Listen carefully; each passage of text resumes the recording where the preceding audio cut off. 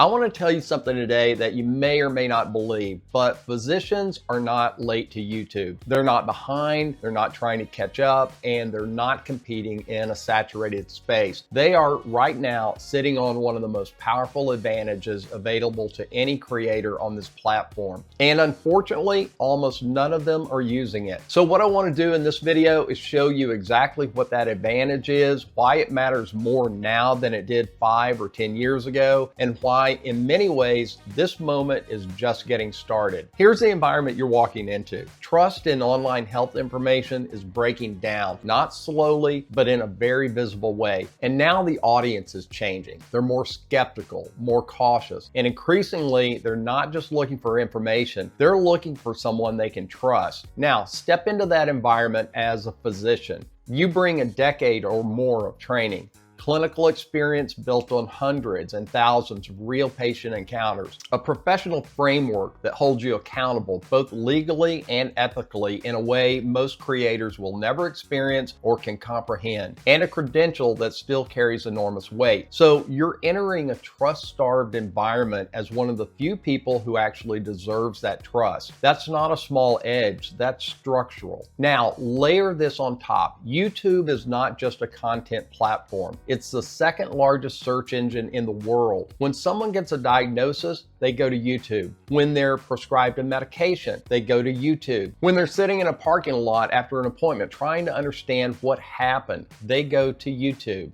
And what do they find? Sometimes excellent physician-created content, but more often they find confident, well-produced explanations from people who are approximating medical knowledge. And to the average viewer, the difference isn't always obvious. Now, here's the number that matters. There are over 1 million licensed physicians in the United States, and the number of those physicians with a consistent, well-positioned YouTube presence is in the low thousands, maybe less. That gap between the demand for trusted medical information and the supply of credible voices is not closing, it's widening. And every month that passes, that space gets filled by somebody else. You're not late, the field is still wide open. Now, let's make this practical, because credibility isn't just philosophical. It changes how your content performs. First, retention. When people trust you, they stay longer. And watch time is the single most important signal that YouTube uses to decide what to promote. You don't need high energy editing or exaggerated delivery. Calm, clear, clinically grounded communication holds attention. Second, search. Platforms like YouTube and Google increasingly prioritize something they're calling EEAT, experience, expertise, authoritativeness, and trustworthiness. That framework exists because of the exact problem we're talking about. And a physician who shows up consistently with clear, accurate information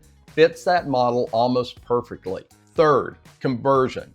Not right this moment, but eventually when someone finds you and ultimately decides that they trust you and you offer something of value, a course, a resource, a recommendation, they don't behave like casual viewers. They act because they came looking for help and they found someone they believe, and credibility changes everything. Now, I want to address something directly because for some of you, the idea of being a YouTube creator might not sit very comfortably. It didn't necessarily for me either when I first started. It feels too close to self-promotion on some level. But here's a different way to think about it. You're not dancing on TikTok. You're extending your clinical reach beyond the exam room. Every video becomes a resource that exists permanently, scales infinitely, and reaches people you were never going to see in person. That's not a departure from medicine. For a lot of physicians, it's a return to why they chose medicine in the first place. So know this, the environment is right. The advantage is real. The timing is better than most people realize. The next question becomes obvious. How do you actually do this without it feeling forced, without losing your voice or your credibility? That's what we're going to talk about next, because the skills that make a great doctor and the skills that make a compelling presence on camera are far more aligned than you may think.